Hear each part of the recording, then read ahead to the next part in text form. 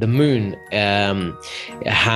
carries and emanates a certain energy, and that energy is it really does reinforce and amplify our intrinsic vibrational energy. If you don't honor your intrinsic nature, right, you will get ill, and that illness is just reminding you need to realign yourself, with your nature. And nature will always bring you back to itself, right? And nature has all the answers. The reality that we create is up to our imagination. If you can imagine it, then you can create it, which is why, they say, you are the master of your destination.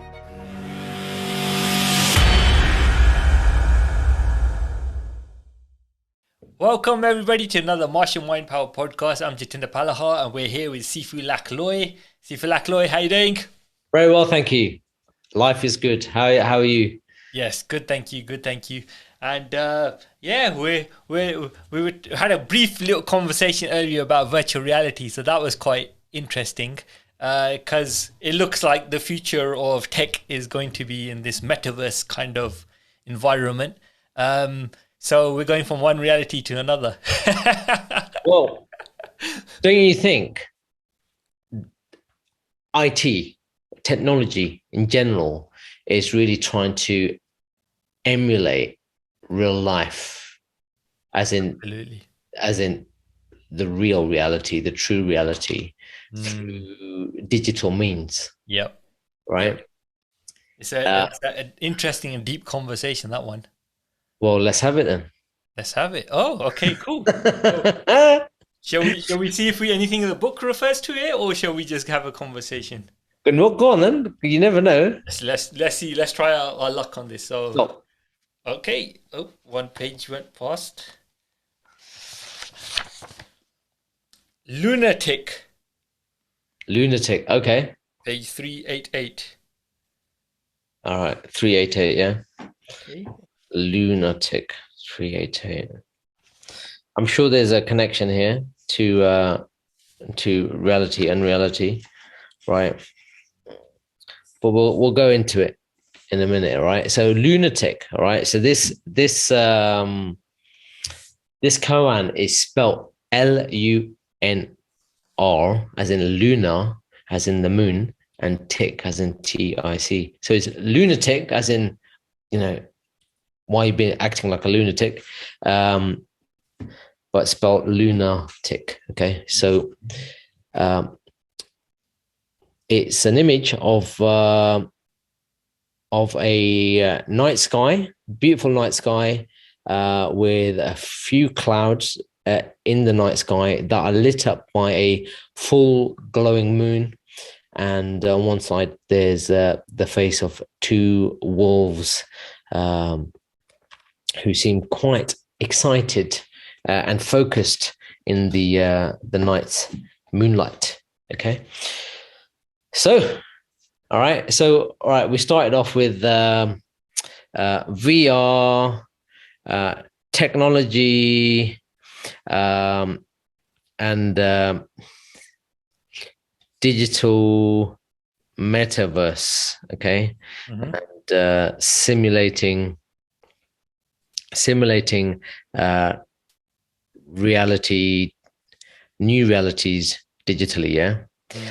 So let's go on to this koan and let's see where it leads us. What do I think? All right, so you've turned this into a game now, right? Okay. Let's see. From the game perspective then, let's see. All right. So originally when it came up, I said lunatic, all right, which was thinking we're crazy, right? And then, like you said, the word tick, because obviously I read it, it's a T-I-C, which made a tick just in my mind. It was like a ticking sound, so time came to mind, right? So, which is quite interesting, because if we were to try to make some sort of connection between this and virtual reality, are we going to start to talk about time and space, right?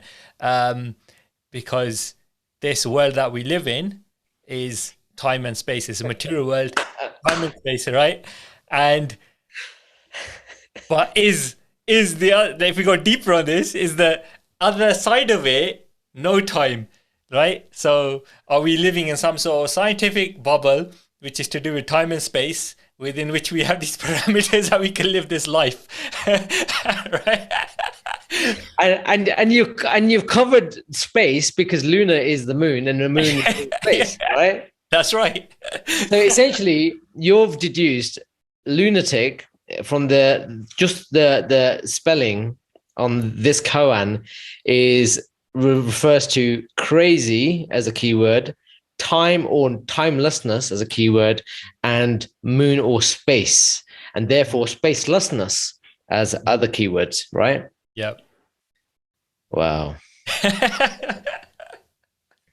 All right. So, well, Yeah. so they're the key anchor words now, right? The key words, right? Now, before we go into that and connect that back to the VR gaming and using technology to emulate reality and create new realities, simulate new realities. Let's start off by talking about what you experienced about the actual koan itself, Lunar-tic. So I haven't read it. So at the moment I haven't read it. So it's full page and a bit actually. So haven't had time to read it. So Lunar-tic. All right. You're not meant to read it until you have your experience inside you, right? That's right. This is why it's so brilliant, because it's like you said, these koans, they leave you to your own deductions on stuff, right? So what's coming up for me is lunatic. Remember, don't think, man. If you think you've I know I've lost it there. I forgot what the question was actually. What was the question again, Lex? all right. You know what? It's the art of thinking without thinking. Because you went completely thinking because you were thinking so hard about breaking down the actual word that is the okay, got it. Depicting this koan. Yep. And I was trying to pull you back into recognizing any of that spiritual experience that happened within you for the actual koan itself. Yep. All right, cool. So, all right. So when we look at lunatic, obviously lunar, it does refer to the moon. Tick to do with time. So if we then look at the moon, right? The moon is in geosynchronization with the Earth. Yeah. Right. I think that's the right word, isn't it? That's the big word, man. It's not actually rotating, which is funny. It's actually static, and it goes around, which is quite interesting. Yeah. And that's a whole new conversation in itself as well. And and so it's obviously orbiting the Earth, which means there's going to be certain positions in time and space. And we know that the moon has an influence on the waters of this planet. So at night time, for example, the shore gets pulled. The water gets pulled towards the shore, and then during the day, it kind of settles back again. So it's something to do with the pull of the moon having electromagnetic attraction to water. Yeah. Then you could go deeper and say, well, humans are also what they say. The planet's about 70% water. Humans are also about 70% water. So what kind of effect does the lunar or moon have on the human body? And that's where, when you see the wolves on this picture, you think werewolf, right? So you go a bit crazy when the moon pulls up, they go, ow, and then turn into a werewolf, right? So something else comes outside, right? Whether that's good or bad, we don't know. Good, man. Good. So you pulled it out of the bag in the end, basically. Well done.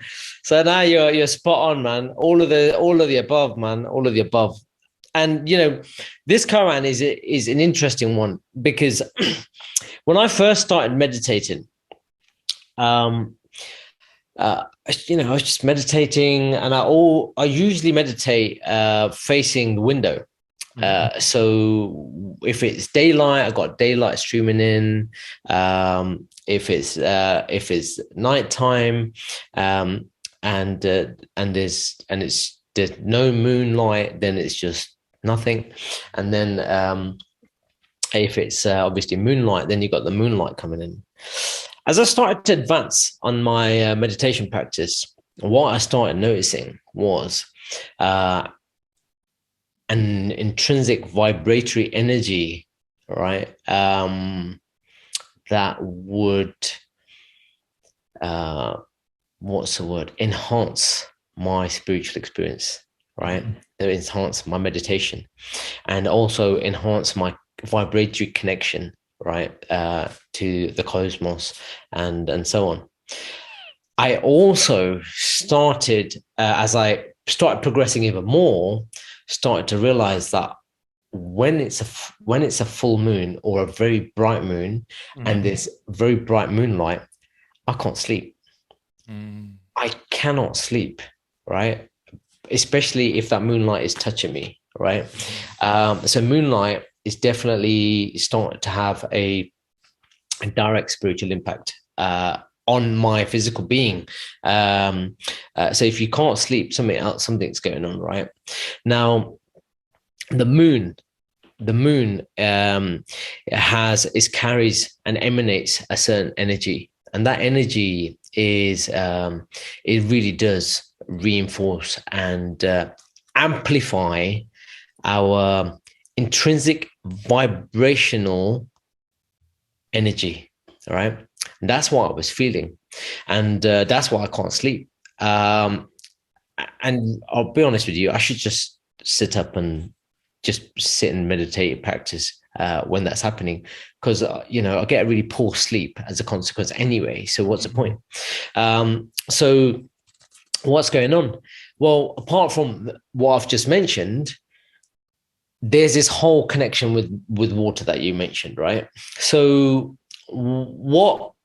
And I looked into this because when there's a full moon, then you have a higher tide. Okay. And I started to look into this, like, why do we have higher tides?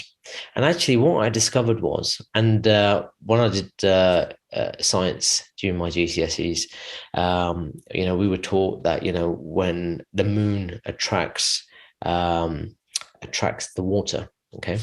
But what's actually happening is, because the moon attracts the water, so the moon's up here, it attracts the water lifts, but it can't hold that traction for long because of the volume and weight of the water, and it drops and it starts to create waves. And as it creates waves, not only do you get more activity in large bodies of water, such as oceans and seas, right?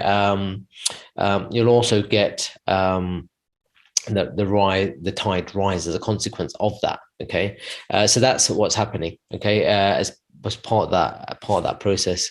Waves, on the other hand, are created by the wind.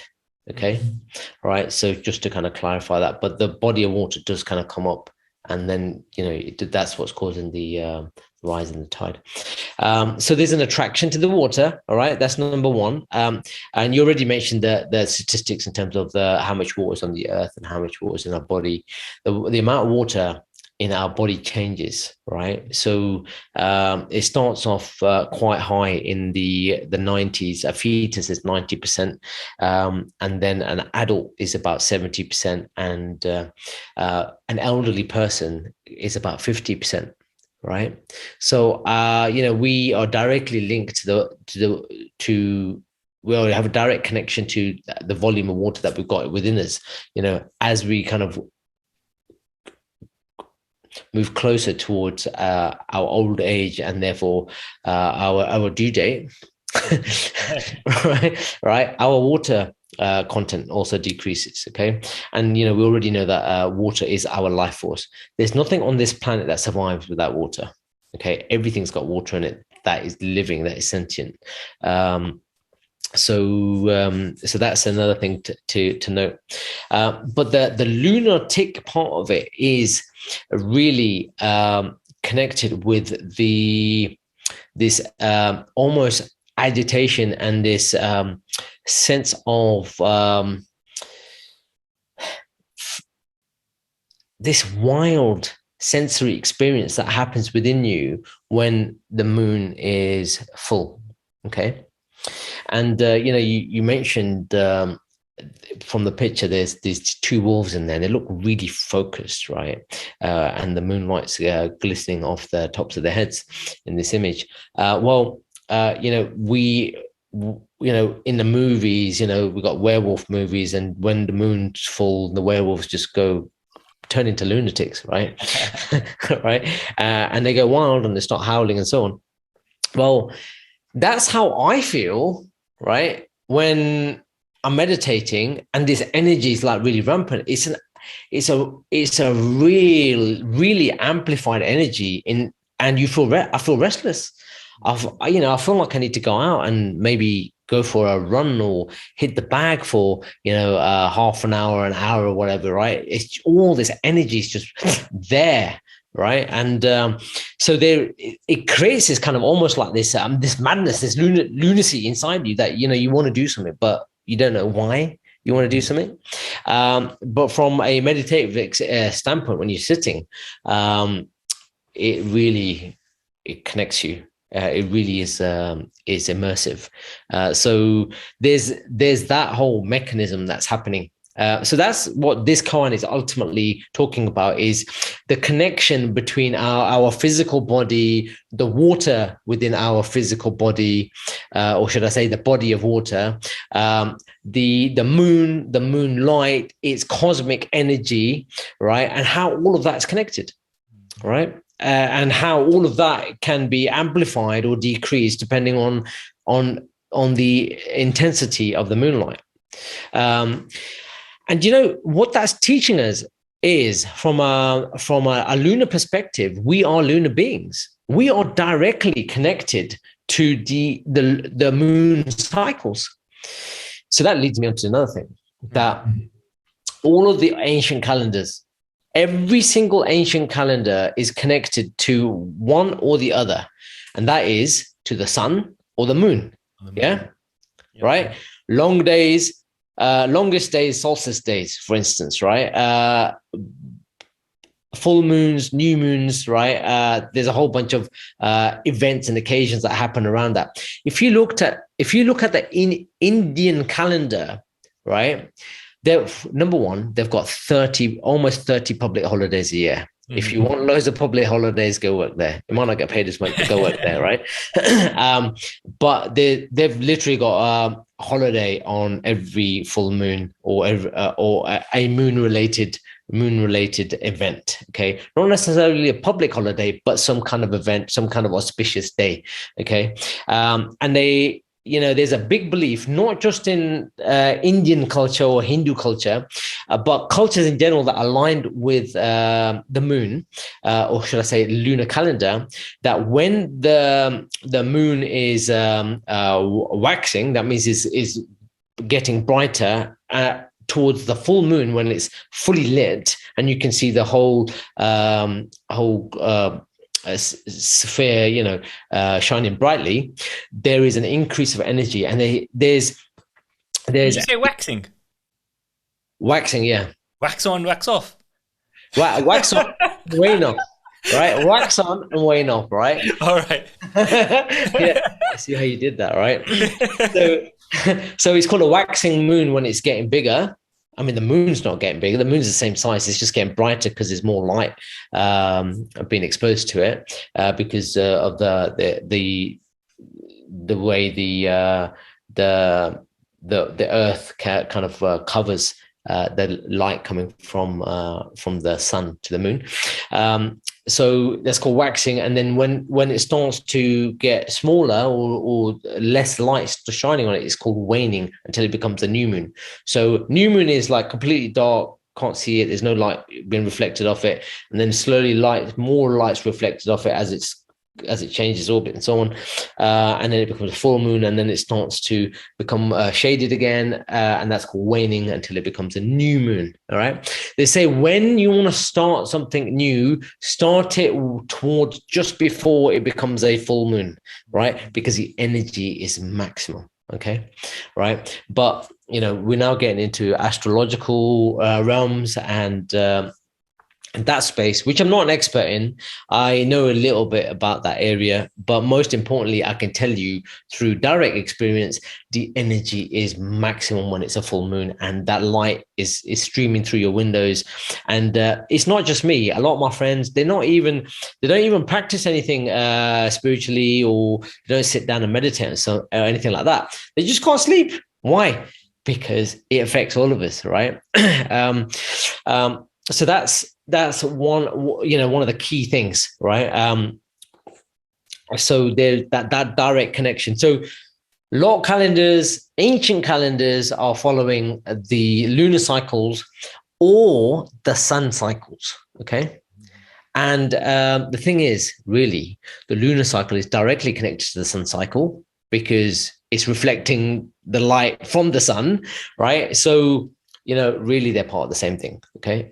So the earth, the moon, the sun, they're working symbiotically together, right? And the energies are changing as they move around, or as the earth is moving around the sun, and the moon is moving around the earth, which is moving around the sun.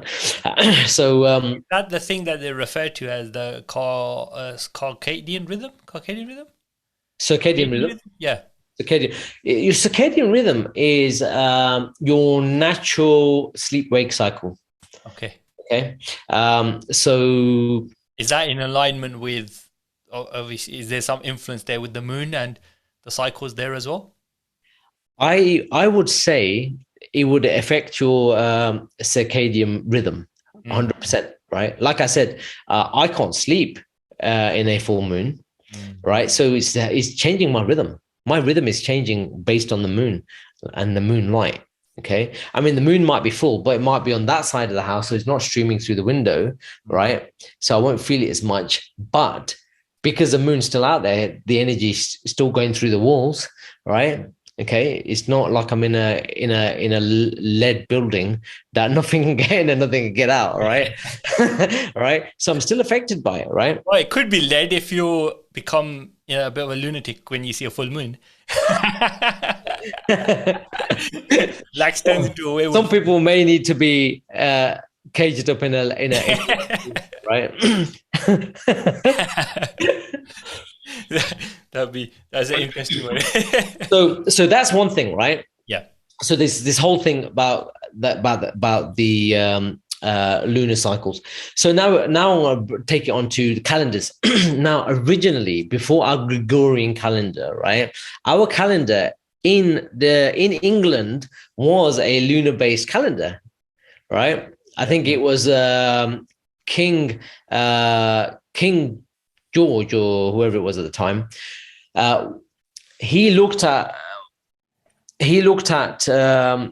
Augustus in Rome, and he said, well, he's got a bloody month named after him. I'm going to have a calendar named after me. And he decided to create a new calendar. So it delineated our essential beings as lunar beings, right? As lunar-tics, right? From the lunar cycle to this bloody Gregorian calendar, right? Which is not connected. So the lunar cycles are about 28-ish days. Okay. We're talking about like Stonehenge type of, yeah, isn't it? Like, yeah, absolutely, 100%, 100%. So it's just ties, because that ties in with like the moon and the sun and whatnot, and that was there before mainstream kind of religions and whatnot took over, isn't it?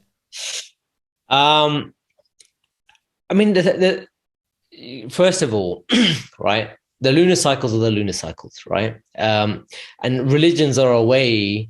The meaning of the word religion is to connect to source or your highest state of consciousness, right? So we know, without going into this religion or that religion, religions are all kind of ultimately serving the same purpose, is to really connect you to a higher state of consciousness, to connect you to your source, your regional truth, your regional freedom, to God, to the cosmos, to the universe, whatever word or words you want to use them, right? So, for a long time, I thought religion was a dirty word because of all the politics and death and destruction and war that came in the name of religion. But again, that's just a play on that, okay? And I'm just simplifying that because I don't want to go into that. This is not what this is about right now.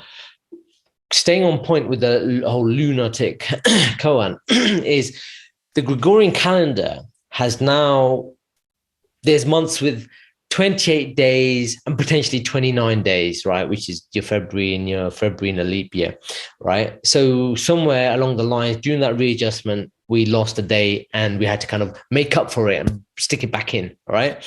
Right? I mean, how absurd is that? I mean, how can you lose a day? Or how can you gain a day in a year, right? Yeah. It's because you've not really following any methodology. You've decided to put a framework around something that actually doesn't quite work, right? So you've got this little workaround every 4 years to say, oh, hold on a minute. We've now got 29 days every 4 years in February because they fucked up, right?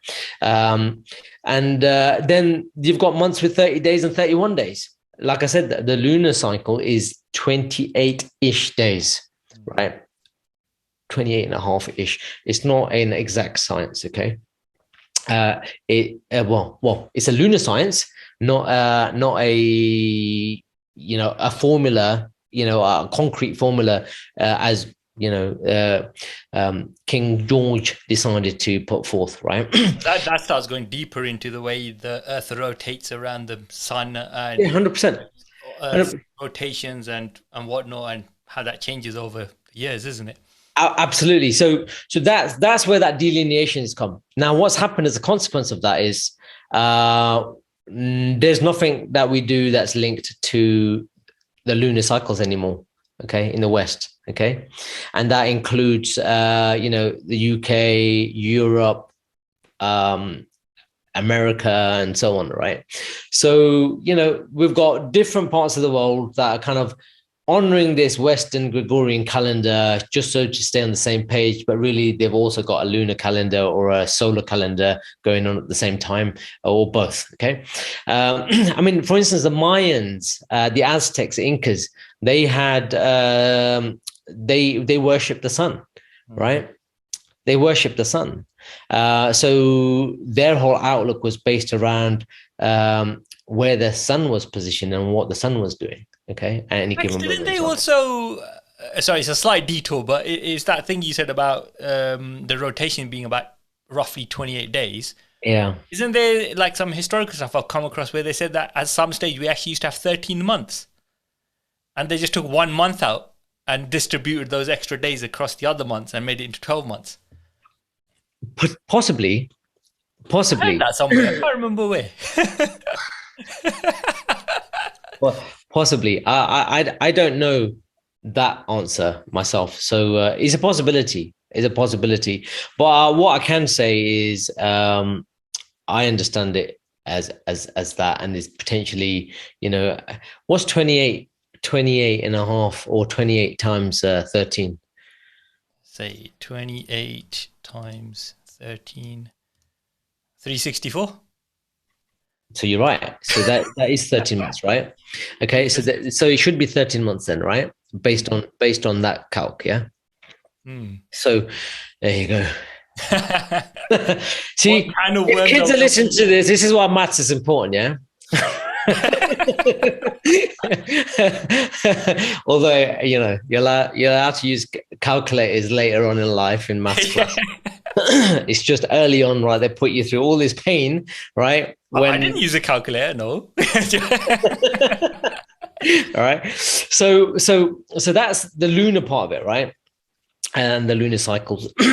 Then there's another. So just to kind of like put this into context, this Gregorian calendar is an artificial reality, isn't it? Right?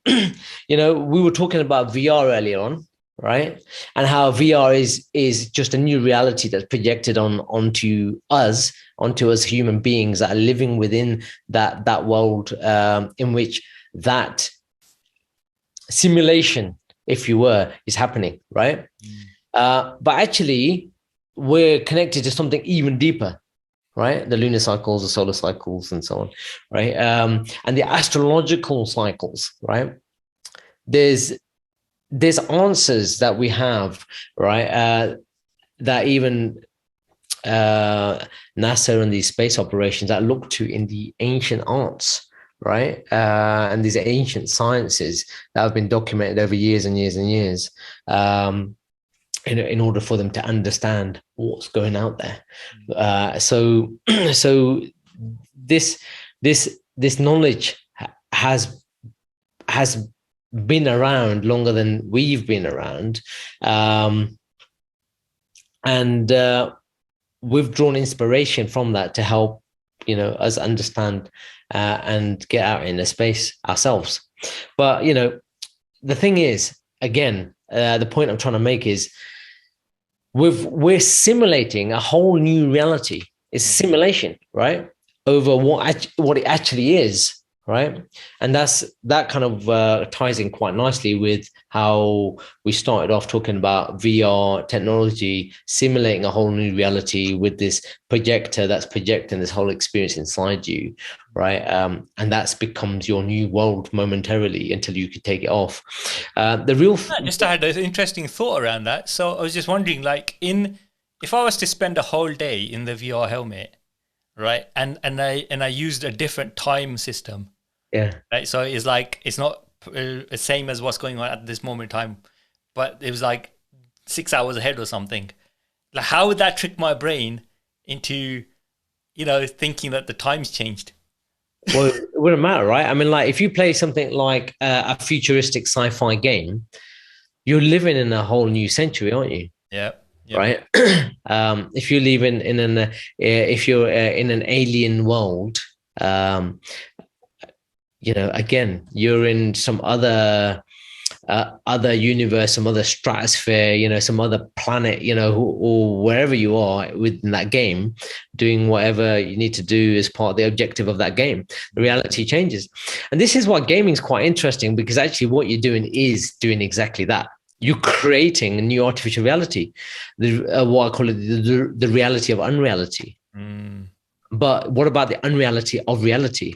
Yeah. Right? Is what is the real truth? And the Lunar-tic koan is actually trying to help us understand that through connecting to the moon, right? And connecting to its energy and connecting to our intrinsic lunar being and the lunar cycle and the connection with that and the earth, right? And the sun, because they're not separate. And that's the true reality sits there, right? Because we have those planets and the moon, they have a direct effect on us. Yeah. Right. And it's fascinating that this is nature, what we're talking about here. Yeah. Right. It's not like made up stuff. This is nature. This is what's going on. This is our intrinsic nature. Our intrinsic nature, right? Yeah. Our intrinsic physical and cosmic nature connected through a physical body, right? Where they both come together in an energetic being where you can feel it. Yeah. Now, I'll give you another example, right? And this is if I was to call it a solar tick, right? In Alaska, they have I think 2 seasons, right? They have a winter and a summer. Now, you won't call it much of a summer, but basically you could call it 6 months of nighttime and 6 months of daytime. That's it, right? And I actually had some friends that had moved out there. I lived in the States for a while, and they moved out there from San Francisco. The husband was a doctor. His wife was a medical nurse. They both moved out there, and they both got severely depressed, and they both ended up getting divorced because being in 6 months of nighttime. Oh, wow. And your body wanting to actually hibernate and sleep and recover, and then being 6 months in daytime where your body cannot sleep because the sun's keeping you awake, because the sun is sending UV rays right through you and through your glands, which detect that to help keep you awake because it thinks it's daytime, has a real adverse effect on the human body, the human mind, the human emotions, and the human spirit. And a lot of people in Alaska do get depressed as a consequence of that, because they're not following their natural body cycles. Wow. Okay, your body needs a regular sleep, a regular activity, you know, in a waking state, right? And if that's upset, it, you know, can have an adverse effect on the body, and that's what's happening over there. So we're all. I just wanted to give you an example how we are solar connected through the sun. We are solar beings, 100%. But everything needs to be in just the right amount, you know. So when we have the seasons, you know, we get to experience the wonder of summer, autumn, spring, autumn, winter, spring, and you know, if you live in California, for instance, you just got summer. Right? People move from San Francisco or California to go to New York or the East Coast so they can experience the 4 seasons, right? Yeah.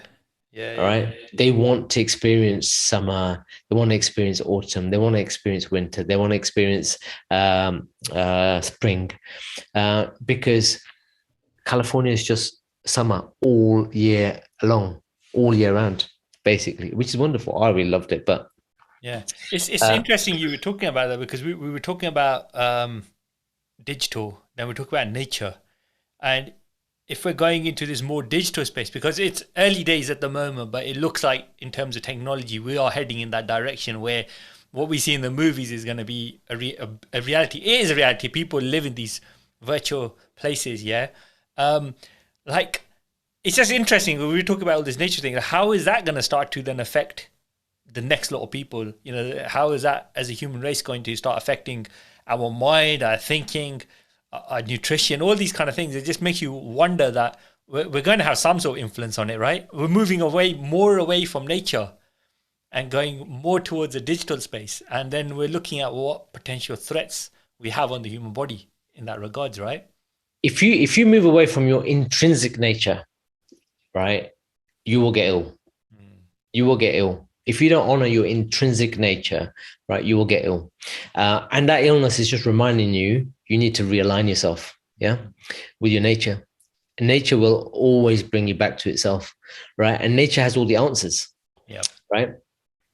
And therefore, we can't ignore that aspect of our being, because we are fundamentally primates. We think we're clever than we really are, right? And we can create all these things, but ultimately we are a product of nature. yeah. And therefore, if we don't honor our intrinsic nature, we're going to suffer. We're going to suffer on all levels. Okay. And I think people are forgetting that to some degree, right? Well, I think we've always had. There's always been some form of entertainment, right? So if you say before computers, before TV, before radio, there was some sort of entertainment. People entertain themselves somehow. They maybe played music. They acted out plays, or they might have done comedy. There must have been some ways of entertaining. There were definitely some ways of entertaining. I mean, you could just think about Shakespeare's days, right? He didn't have all this tech at his fingertips, and he wrote these amazing plays. So people have done things to entertain themselves, to pass time, right? In my Punjabi culture, as you know, we call it time pass. We don't call it pastime or passing time. We call it time pass, right? Do something to time pass, right? And there's always going to be that element. We need to be entertained once in a while. And as part of that entertainment, sometimes that entertainment is to take your reality into a whole new reality for a moment. If you want to experience the life of an elite athlete, then watch a sports movie, right? Or a movie with some sports person, that has some nice, wins a tournament, or, Rocky or something like that. If you want to experience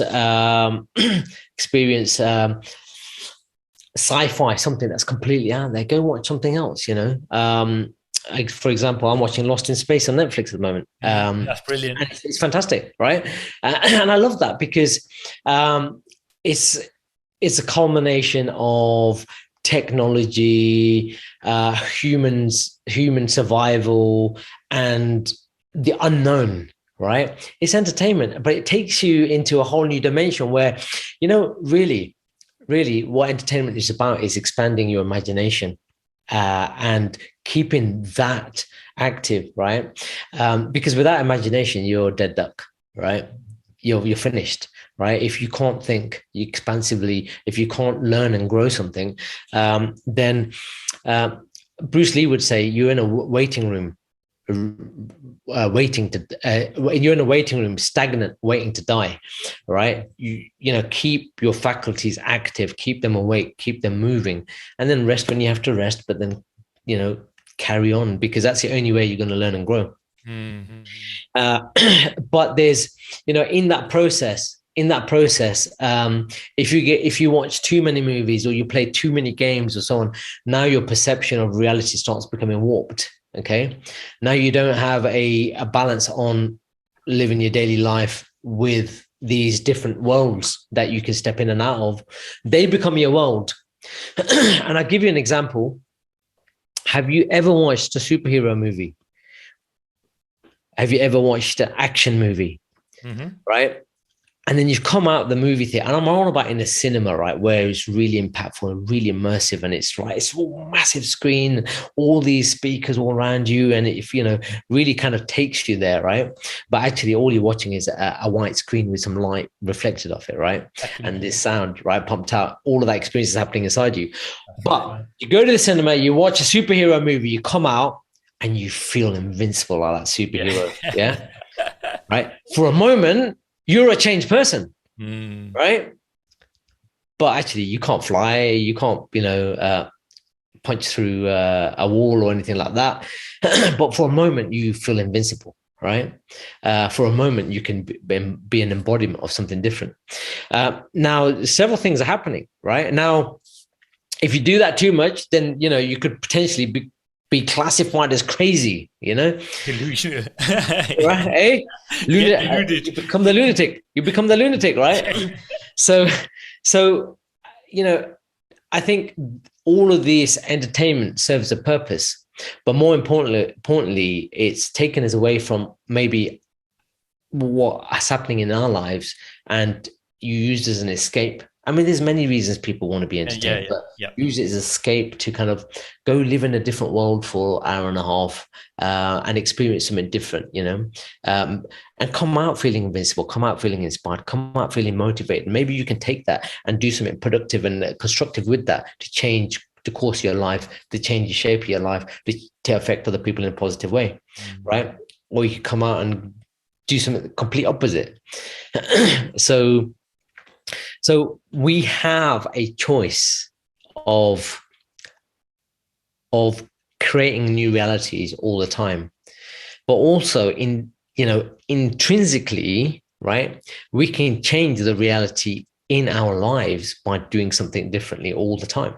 Absolutely. But we have to be aware of where we are right now and where we want to go and what changes we need to make, and go make those changes.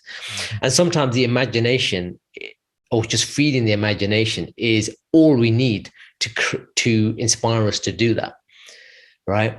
Because we're really in a process of betterment, of improving our lives and improving the lives of our families and our dependents and our families and friends and so on.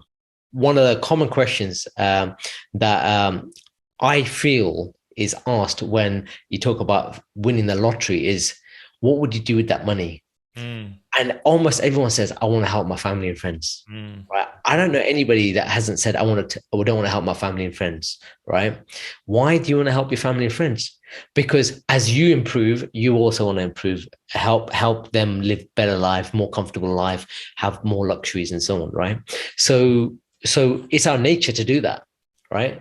That's our intrinsic nature, is to improve, to flourish, to grow, to flower, right? To spread our fragrance, right? In a nice way. And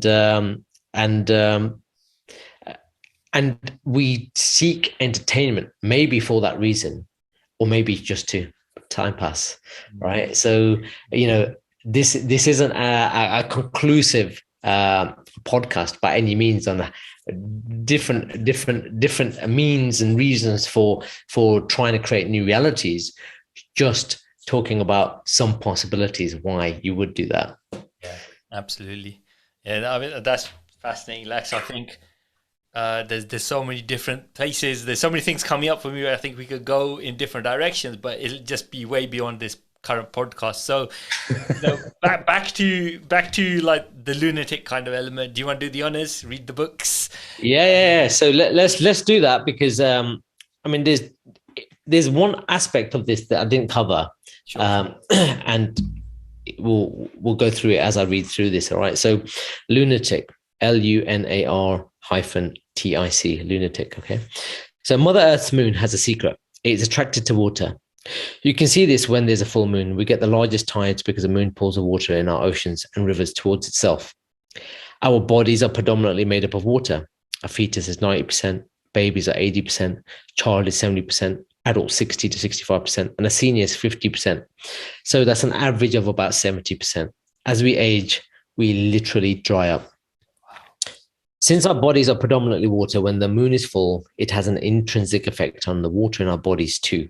The moon causes each molecule of water to vibrate more intensely with an upsurge of cosmic energy, which can often lead to feeling energized and even agitated and sleepless during a full moon. If you're an avid meditator, you will also experience more intense, deeper, and vivid meditations during a full moon's lunar energy as you become more experienced at meditating. According to a study with 826 menstruating women aged 16 to 25 in 1986, more women began their cycle on a new moon than at any other time of the lunar cycle. Though there are many studies that contradict this. So I'll put that in there just in case someone says, I've done a study or already studied. That doesn't. If you have a sensory awareness and attunement to the moon's energy, then you may be more likely to be in sync with the lunar cycle. Even the terms menstruation and menses comes from the Latin and Greek words meaning month, as in mensis, and moon meaning mean or mene. All right, so the word menstruation comes from lunar cycle itself. Ancient and religious calendars such as the Babylonian, Egyptian, Inca, Islamic, Hebrew, Jewish, Macedonian, Metonic, Rune, Japanese, Korean, Chinese, Thai, Vietnamese, Tamil, Jain, and Hindu calendars are all based on lunisolar calendar. It takes approximately, 29.5 days for the moon to orbit Mother Earth, rather than the Western Gregorian calendar, which has become delineated from the lunar cycles with months varying from 28 to 31 days, which has put us out of sync with our lunar beings. For those who are receptive and sensory aware to the moon cycles and lunisolar energy, I like to say we are lunatics during a full moon, as we get into a heightened state of being during this astrological time. Maybe that's where the myth of the werewolf was born. Or was it? So there you have it, guys. All right, and girls, lunatic. Wow. So, yeah, I hope you took something of value away from that, and the whole VR thing was a bit of an impromptu thing, but there are different realities that we can create, and the reality that we create is up to our imagination. If you can imagine it, then you can create it, which is why, they say, you are the master of your destination, right? If you want to live in movies, live in movies. If you want to live in video games, live in video games. If you want to live a new way of living on a daily basis, a new lifestyle, then change it from where you are. But you're the creator of your life. So create a new reality. Because we momentarily switch from one reality to another reality. The moment we step in and out of a cinema, the moment we step in and out of a bar, a restaurant, a club, the moment we step in and out of a game, right? Absolutely. Change. So, take that as you will. And hopefully there's something in there that can inspire and motivate you. Remember, bringing it all the way back to the beginning. Lunar-tic often implies craziness. Tick often means time or timelessness, and lunar often means moon or space or spacelessness. Right, so you'll find yourself within that, or not find yourself within that. It's down to you. Fantastic. Thank you very much for sharing that, Sifu Lak. And for anybody interested in where we got that from, that's the Art of Thinking Without Thinking, which you can find out more about on martianmindpower.com, available on the site or on Amazon. And I think on that note, we will close until the next time. Okay, thank you very much for all your times, and go and connect with your lunisolar beings, and go momentarily be a lunatic on the next full moon. Thank you very much.